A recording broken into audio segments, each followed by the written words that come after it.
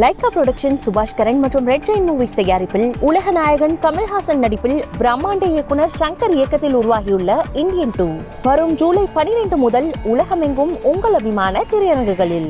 விஜய் அரசியல் குறித்து பேசுகிற போது இப்ப நீட் இதெல்லாம் பத்தி பேசிட்டு இருக்கப்போ உங்களை பொறுத்த வரைக்கும் கல்வி சுகாதாரத்தை சிறப்பு பொதுப்பட்டியலுக்கு கொண்டு வரணும், அதுதான் இந்த பிரச்சனைக்கு தீர்வா இருக்கும்னு நினைக்கிறீங்க? கண்டிப்பா. ஏன்னா கல்வியை ஏன் இந்த ஸ்டேட் லிஸ்ட்லேருந்து கன்கரண்ட் லிஸ்ட் கொண்டு போனனால கன்கரண்ட் லிஸ்டோட நேச்சரே என்ன, இப்போ இருக்க கன்கரண்ட் லிஸ்டோட நேச்சரே சபார்டினேட் ஆகுது, சப்சிடரி ஆகுது. அவங்களோட இப்போ கேஸ் ஆஃப் கான்ட்ரடிக்ஷன் வர்றப்போ அவங்களோட லா தான் ப்ரிவேல் ஆகுது. இப்போ நம்ம ஸ்பெஷல் கன்கரண்ட் லிஸ்ட் கொண்டு வந்து ஒரு அமெண்ட்மெண்ட் மூலமாக ஷெட்யூல் 7th ஆஃப் இந்தியன் கான்ஸ்டியூஷனில் ஸ்பெஷல் கன்கரண்ட் லிஸ்ட்டை வச்சு அந்த concurrent list special concurrent list ஸ்டேட்டுக்கும் சென்ட்ரலுக்கும் ஈக்குவல் பவராக இருக்கணும். ஸ்டேட் இன்ஸ்டிடியூஷன்ஸ்க்கு நிர்வகிக்கிற லா மேய்க்கிற அதிகாரம் ஸ்டேட்டுக்கு மட்டும் வேணும், ஸ்டேட் அட்டானமி வேணும். அந்த கொள்கை முடிவுகள் எடுக்கிறதுக்கான அதை சாத்தியப்படுத்த முடியுமா? இன்றைய அரசியல் சூழல் அதுக்கான வாய்ப்புகளை வாசல்களை ஒன்று மட்டும் சொல்றேன் சார், இந்த ஃபார்முலாஸை மத்திய அரசு ரிப்பீல் பண்ணணும்னு யாராச்சும் நினைச்சாங்களா? எந்த எதிர்கட்சியோட போராட்டத்தினால ஃபார்முலாஸை ரிப்பீல் பண்ணாங்க? நான் உங்ககிட்ட அந்த கேள்வி கேட்கிறேன். சாத்தியப்படுங்கிறத நீங்க பொலிட்டிக்கலா கேட்கறீங்க, நான் மக்கள் மன்றத்துல இருந்து கேட்கிறேன். எந்த எதிர்கட்சி இதே பஞ்சாப் விவசாயிகள் டெல்லியில உட்கார்றப்போ காங்கிரஸ் கட்சிகிட்ட இருந்த 52 எம்பிக்கும் பண்ணல, எதிர்கட்சி கிட்ட இருந்த ஒரு 100 சில்லற எம்பியும் பண்ணல, அந்த மக்கள் பண்ணாங்க. மக்கள் உணர்வுக்கு முன்னாடி எவ்வளவு பெரிய அதிகார மையம் வீழும். அப்ப நீங்க சொல்வது மக்களுக்கு விழிப்புணர்வு மக்கள் மன்றத்துல கொண்டு போய் சேர்ப்போன்றீங்க.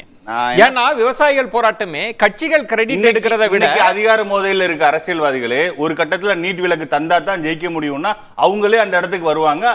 அந்த மாதிரி இவங்க தான் இப்ப அதிகாரத்துல இருக்காங்க. இப்ப நீங்க சொல்வது மக்களை தயார்படுத்துவது, மக்களை விழிப்புணர்வுக்கு கொண்டு வருவது. இப்ப விவசாயிகள் போராட்டம்ன்றது அரசியல் கட்சிகள் பின்புலத்துல இருந்து ஆதரவு தெரிவிச்சாலும் விவசாயிகள் களத்துல இருந்தாங்க, அதை நீங்க செய்ய போறீங்க, மக்கள்கிட்ட கொண்டு போய் சேர்க்க போறீங்க பெடரலிசத்துக்கான தேவையை. கண்டிப்பா எப்பவுமே மக்கள்கிட்ட இருந்து மூவ்மெண்ட் வர்றப்பதான் அது அதிகார மையங்களின் காதுகளை ஒலிக்கும். சுமந்த், ஒரு பெரிய திட்டத்தோடு தான் விஜய் அரசியல் பயணிப்பது போல விக்னேஸ்வரனோட பேச்சு இருக்கு. இல்ல, ஒரு பாயிண்ட் அவர் சொல்றது முழுமையா ஏத்துக்கணும். அதாவது சாத்தியம் இல்லாத ஒன்றை ஒரு வாக்குறுதியா கொடுக்கிறது ஒரு நேர்மையான அரசியல் அல்ல.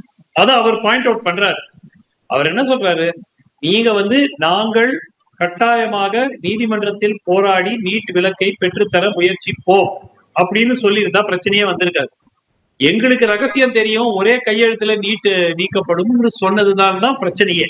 அத இவர் சகோதரர் கரெக்டா பாயிண்ட் அவுட் பண்றாரு. அந்த மாதிரி நாங்க சொல்ல மாட்டோம், எங்களுடைய அரசியல் எது சாத்தியமோ அதன் அடிப்படையில் இருக்குங்கிறார். பொறுத்து பார்க்கணும். ஆனால் அவர் சொல்ற பாயிண்ட் வேலிட்.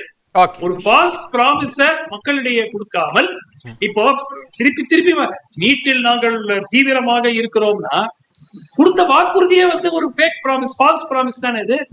எங்களுக்கு ரகசியம் தெரியும், ஒரு கையெழுத்துல போகும்னா அப்ப ஏன் அந்த கையெழுத்து போடலன்னு கேள்வி வரும் இல்லையா? ஷானவாஸ், நான் முன்பே தொடக்கத்திலே கேட்ட கேள்வி என்பது நீட்டு பிரச்சனை, நீட்டு வேண்டான்னு சொல்வது உங்களுக்கு மகிழ்ச்சியை தரலாம், ஆனா அதற்குள் அந்த விவாதத்திற்குள் போகிற போது பாஜகவுக்கு எப்படி ஒரு வித நெருக்கடி வருதோ திமுக கூட்டணிக்கு அந்த நெருக்கடி வருது. விஜய் தீர்வை நோக்கி நகர்றாருன்ற பேச்சு வருது இல்ல? ரொம்ப ரொம்ப அடிப்படை தவறான புரிதலின் அடிப்படையில் இந்த விவாதத்தை கொண்டு போறீங்க. ஒண்ணு புரிஞ்சுக்கணும், திராவிட முன்னேற்ற கழகம் தலைமையிலான கூட்டணியும் சரி திமுகவும் சரி கடந்த தேர்தல்களை சந்திக்கும் போதெல்லாம் தேர்தல் அறிக்கையில ரொம்ப தெளிவா இந்த நீட்டு விலக்கை எப்படி சாத்தியப்படுத்துவோம்னு சொல்லியிருக்கோம். ஒண்ணு. ரெண்டாவது, அன்றைக்கு இருந்த எடப்பாடி அரசு அதில் ஒரு போதாமையை காட்டியது. நீட்டு விலக்கு மசோதா என்பதுதான் தீர்வு, சட்டமன்றத்தில் அதை இயற்றி அனுப்புவதற்கான அதிகாரம் நமக்கு இருக்கு, அந்த அதிகாரத்தின் வழியை பயன்படுத்தித்தான் சட்ட ரீதியான போராட்டத்தை நடத்தித்தான் நாம ஒன்றிய அரசை பணிய வைத்துத்தான் அதை செய்ய முடியும் அப்படிங்கிறது தான் வழிமுறை. அந்த வழிமுறையை தான் எடப்பாடி அரசும் பின்பற்றினாங்க.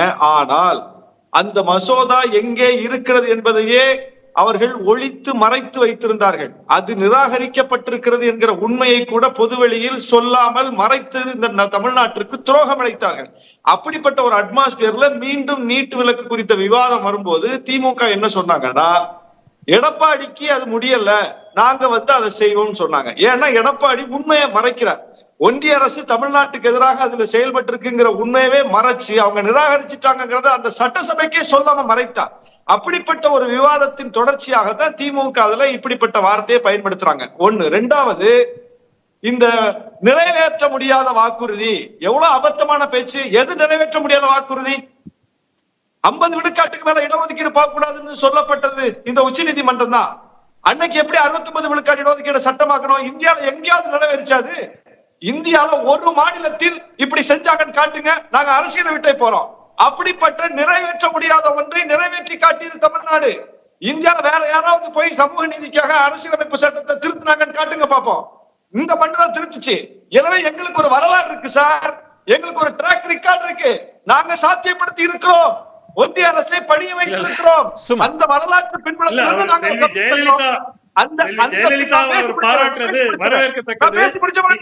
ஒன்னும் பிரச்சனை இல்ல. அப்போ எங்களுக்கு அப்படி ஒரு வரலாற்று பின்புலம் இருக்கு.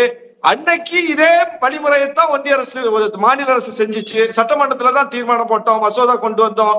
ஆனால் அன்றைக்கு இருந்த ஒன்றிய அரசு அதை செய்து கொடுத்தது. இங்க சட்டம் போட்டது, சட்ட பாதுகாப்பு கேட்டு அதற்கான வரைவை கொண்டு வந்தது ஜெயலலிதா அம்மையார். அன்னைக்கு நரசிம்மராவ் உட்கார்ந்து குடியரசுத் தலைவரை போட சொல்லி ஒன்றிய அரசு அதற்கு இசைவு கொடுத்தது. இன்னைக்கு தமிழ்நாடு அரசு அதே வழிமுறையை தான் பின்பற்றி இருக்கு. அதுல என்ன மாற்று கருத்து சொல்லி இருக்கு? என்ன வழிமுறையை பின்பற்றல? நாங்க மக்கள்கிட்ட என்ன கமிட் பண்ணமோ அதை செஞ்சிருக்கோம். ஆனால் கையெழுத்து போட வேண்டிய குடியரசுத் தலைவர் கையெழுத்து போட மாட்டார். அப்போ எங்களுடைய அணி வெற்றி பெற்றிருந்தால் ஒரு நாள்ல இல்ல, ஒரு மணி நேரம் கையெழுத்து போட்டிருப்பாங்க. ஒரே ஒரு தேர்தல நாங்க வாக்கு கேட்கும் போது இத சொல்லி வாக்கு கேட்கிறோம், வெற்றி கிடைக்குது, தமிழ்நாட்டுல மட்டும் கிடைக்குது. இத ஒன்றிய அரசின் மூலமா தான் செய்ய முடியும், அதுதான் ரகசியம். ஆனால் செய்யக்கூடிய ஒன்றிய அரசு எங்களுக்கு அமையல. எங்க குரலை கேட்கக்கூடிய ஒன்றிய அரசு இப்ப இல்ல. இதே ராகுல் காந்தி பிரதமரா இருந்திருந்தால் இன்னைக்கு என்ன நடந்திருக்கு சொல்லுங்க? ஒரு மணி நேரத்துல எங்களால கையெழுத்து வாங்கியிருக்க முடியாது. மக்கள் பார்த்துட்டு இருக்காங்க. எல்லாருமே என்ன பிரச்சார மேடைகளில் என்ன கூறினார்கள் என்பது தமிழ்நாட்டில் இருக்கக்கூடிய எல்லோருக்கும் தெரியும். ஆட்சிக்கு நீங்க ஏன் இதுல இருக்கிற ஃபைன் பிரிண்ட நீங்க ஏன் படிக்கல? நாங்க பிரச்சாரத்துல என்ன வேணா பேசுறோம், நீங்க ஏன் தேர்தல் அறிக்கையில படிக்கல? ஐயா ஒரு நிமிஷம் ஐயா, எங்கேயாவது ஒரு வாட்டியாவது நாங்கள் நீதிமன்றம் மூலமாக முயற்சி செய்வோம் என்று பிரச்சார மேடைகளில் இருந்து நீட்டு விலக்கு பெறுவதற்கு முயற்சி எடுப்போம் எங்கேயாவது வந்துட்டா? எங்களுக்கு தெரியும் எப்படி செய்வதற்கு. 4 நீட் ஆட்சிக்கு ஒரு நிமிஷம் இருக்கு.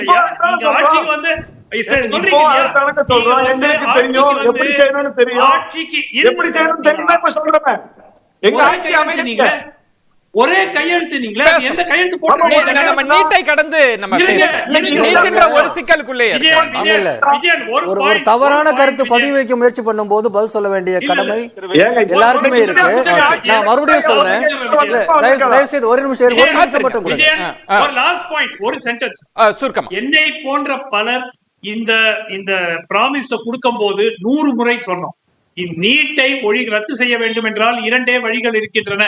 ஒன்று, மத்திய அரசு அதுக்கு இணைய வேண்டும், இல்லை நீதிமன்றம் உத்தரவு கொடுக்க வேண்டும். இது 2 இல்லைன்னா செய்ய முடியாது என்று சொன்னோம். அதைத்தான் அவர்கள் ஏளனம் செய்து எங்களுக்கு ஒரு பிரேக்குக்கு அப்புறம் உங்களோட பதில் வாங்கிக்கிறேன். காத்து ஒரு இடைவேளை எடுத்துக்கலாம். மீண்டும் தவறான தகவலை பதிய வைக்காதீங்க. நான் ஒரு இடைவேளைக்கு பிறகு இந்தியா கூட்டணி ஆட்சி அமைக்க ஓட்டு போடுங்கன்னு கேட்கிறோம். எங்க கூட்டணி ஆட்சி அமைந்தா இதெல்லாம் செய்ய முடியும்னு சொல்றோம். லைகா புரொடக்ஷன் சுபாஷ் கரன் மற்றும் ரெட் ஜெயின் மூவிஸ் தயாரிப்பில் உலக நாயகன் கமல்ஹாசன் நடிப்பில் பிரம்மாண்ட இயக்குனர் சங்கர் இயக்கத்தில் உருவாகியுள்ள இந்தியன் 2 வரும் ஜூலை 12 முதல் உலகமெங்கும் உங்கள் அபிமான திரையரங்குகளில்.